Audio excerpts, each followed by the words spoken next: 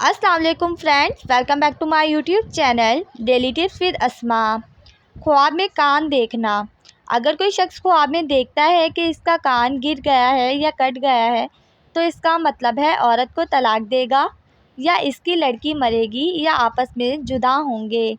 लेकिन अगर कोई शख्स ख्वाब में देखता है कि इसका कान कट गया है तो इसका मतलब ये भी है कि इसकी मौत करीब आई है।